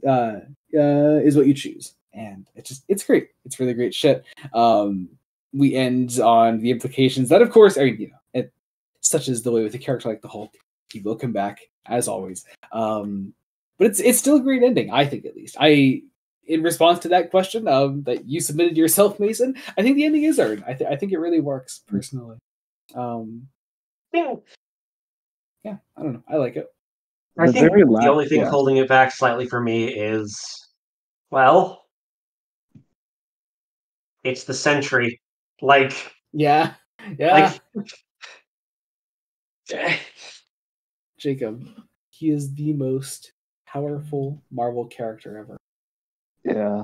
I don't care. We're never gonna have a Sentry block on this podcast. You're absolutely correct about that.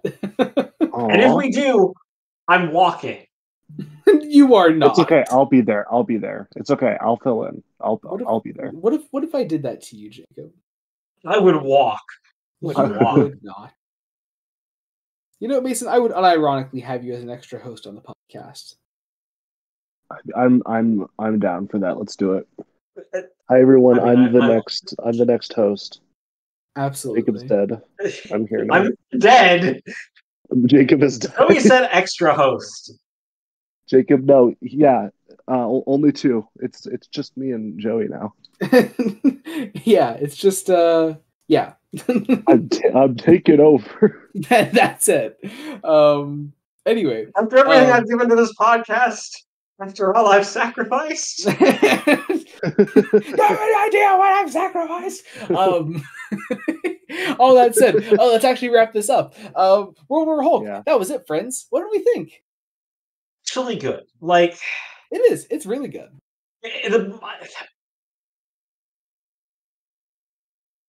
Sadly, step down from Planet Hulk. Some of that's the nature of being an event. Some of that is honestly the Sentry. Like, some of that also. Let's be real. Is Planet Hulk being as good as it fucking is? Like, this is true. Like being such a powerhouse Hulk story that Planet Hulk is. World War Hulk almost can't completely satisfactorily follow that up. No, it cannot. Choosing to do it as a universe-spanning Marvel Comics event is probably where this went wrong. Realistically, if there is a single mistake you can trace it all back to, it's saying, "Hey, let's turn the Hulk's revenge quest against realistically just 4 guys into a giant Marvel Universe thing." It might have been a problem. But I still really enjoy what we have. I love it still, personally. But if I were to change anything about it, it would definitely be that. It would be the fact that it is an event. I try to focus in just on the Hulk versus the Illuminati. Yeah. Which at the end of the day is what this story does. Like, it does focus in on that the most. Yeah. Honestly, I would also love to devote a little more time to Tony Stark and Reed Richards specifically. Because Doctor Strange really effectively used while Tony and Reed weren't. And Black Bolt. But Black Bolt, like, I kind of get what Jack was going for. You need one person to fall down immediately to make the threat real. Yeah, totally. So, and for a character who lives on the moon, I think that's the smart decision. Jacob, I have a proposition. Instead of me replacing you, what if I just replace Joey? Well, that's a problem. Why? I can pretend.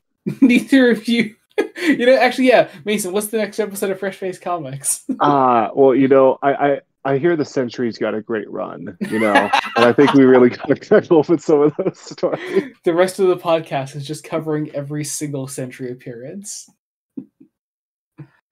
Oh God. Anyway, no, but I think my general opinions pretty much match up with Jacob's. I think that I enjoy the story. I think my biggest thing is that it is a bit of a, in my opinion, downgrade from Planet Hulk, which is not necessarily the story's fault. But I do think that my biggest issue with the story is that it's not as it feels a weird sequel to Planet Hulk in how much it does connect with the rest of the Marvel universe, because Planet Hulk is extremely self-contained. Like, I mean, obviously the crux of the story and how it starts is based on like bigger Marvel universe things, but this story kind of getting back into that, it does make the ending of the Hulk story specifically feel a bit unfocused, and especially with characters such as, I mean, the Sentry is one obvious one, but like with a lot of characters, like this story has so many characters in it, so many characters that we know, so many characters that we're supposed to know, and it just makes the focal point of Hulk's World War feel a bit less focused than I personally would have liked. But I do like the action. I think most of it's really cool. And I do think that the story ends really well, just maybe not executed in the best way. But I do think that the ending, I think I said this at the start of the podcast, I do think this is the only ending that you could have done. And I do think that they did a pretty good job with executing it, just not the best job. Totally fair. Totally fair. All right. Does that about do it? I think that about does it. Does it? Yeah. Wow. All right. Jacob, knowing the next episode already, what is the next episode of Fresh Face Comics, and as such, the last episode of this Marvel block? Yeah. So next time, well, I'll look it up once again. We're going to probably be having a guest next time. Very, very possible. So very probable. I think we've worked out schedules. Yeah. We do have a scheduled date at least. So we have a scheduled date and time to record. We are going back to the other big run that we've started. We're not completing another run because it's a kind of a massive run. It is a big run. We are going back to Thor by Jason Aaron, continuing Thor: The God of Thunder with the 7-issue arc, The Accursed. The Accursed. Well, really, it's like a 5-issue arc, really, with like an issue at the beginning and an issue at the end. That aren't really related. I just have 7 issues marked down that I have to read. It's a 7-issue trade, yeah, but it's yes. the Accursed story arc is only like the middle 5 issues. So, but yeah. Anyway, we're doing that. More Thor next time. Yeah, the Accursed. It's gonna be fun. We got some dark elves. It's gonna be some dark elves. So. We will have someone from. Well, hopefully have a guest from the Land Down Under. Technically, kind of, not entirely. Jake, I don't think that's what that is. Hell? Yes, that is exactly it. I'm sorry. I don't even know who we're talking about. I feel like I offended where they're from, and I'm sorry. I mean, in a way, I suppose in some ways you're right. All that said, okay, never mind. All that said, I think that does it. Thank you all so much for listening. Be sure to leave a rating, subscribe, whatever you're listening. We haven't done plugs. I'm doing that in a second. I'm trying it in a different order so that I don't end up shoving this at the end of the episode like I always fucking do. This is gonna go right here. So leave a rating, subscribe wherever you're listening to us. Spotify, Apple Podcasts, Google Podcasts, etc. Subscribe to Blood Donut Studios. Now, plugs. Jacob, what do you have going on? I have a blog going on. Mainly been reviewing Star Trek the Animated Series. Well, we'll have just done the Slaver Weapon. Yes, that's a great episode, actually. I'm kind of excited. I haven't done it yet because we're recording this in advance. I'm excited because it's by acclaimed sci-fi author Larry Niven, who I've actually read a little bit from. And of course, we're doing. And that's mainly what my blog's been doing recently. Yeah, I have been busy with other stuff, like watching Jessica Jones, right? Yes, just nowhere near as quickly as I should be. Do tell. All right. Mason, I don't know if you have or want to plug anything, but you have the floor if you want. I mean, not really anything right now. I think I've kind of taken a backseat from my online appearances. Like, this is genuinely this podcast and this channel is kind of where all of my online appearances are happening right now. That's true. I'm not sure where the commentaries will be in terms of releasing as of this episode airing. But I keep trying to get the Schumacher Batman commentaries finished, and I keep running out of time to do such a thing. But they will come out soon. That's fair. Yeah. Well, we'll have that, and then there might be a special little episode video to that series of recordings. That's true. Which may also include me. So yeah. I'll be in those. Absolutely be that. If you ever wanted to hear me really, really fucking drunk, those are the places to hear those things. They're coming. That bonus video in particular is having gone back and listened to some of the audio. You get very emotional. I do, but also I sound awful. Like it is. I think it is embarrassing to listen to. No, it's not. It was great. But it will absolutely go up on the channel. It will be there because I have no fucking shame. My own plugs, Blood Donut Studios things. Star Trek reviews, Slaver Weapon animated series, that's all there. With your brother, who is with my brother, like some people seem to think. Some people do think that. Mason thought that for a time. I did, yeah. I thought you were this in person. Yeah, but now you don't. Also, with my brother, we do R2BD. It's our Star Wars show.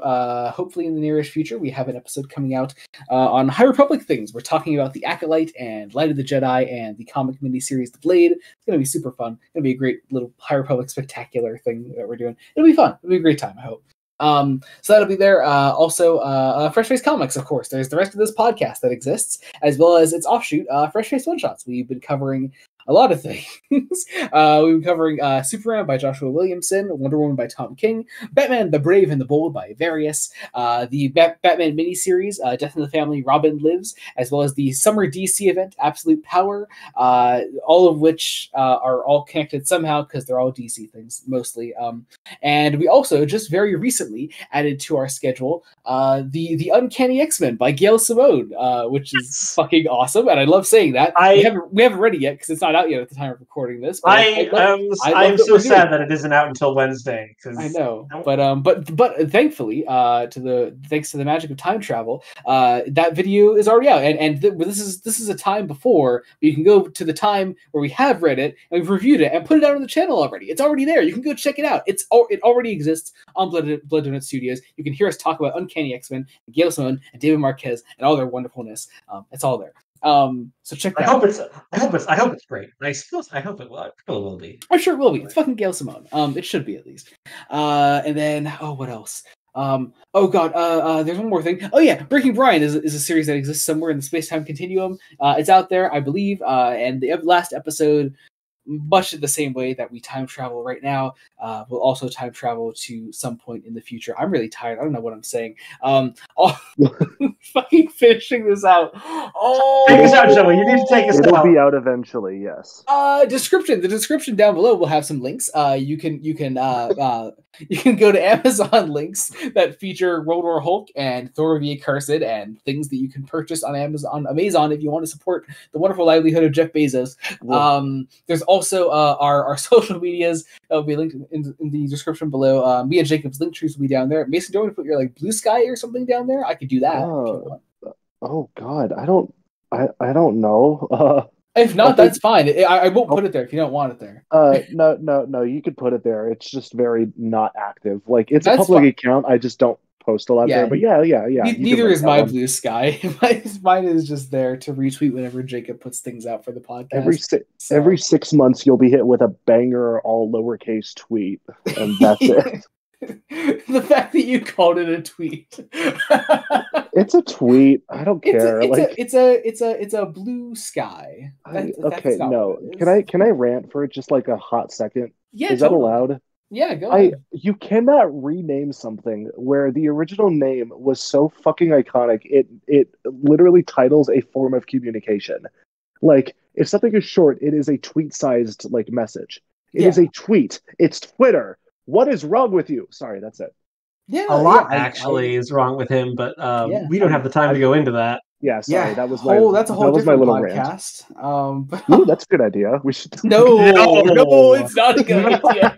No. Anyway, thank you all so much for listening. Until next time, this has been Joey Morgan, Jacob Licklider, Mason Peters. Goodbye. Bye.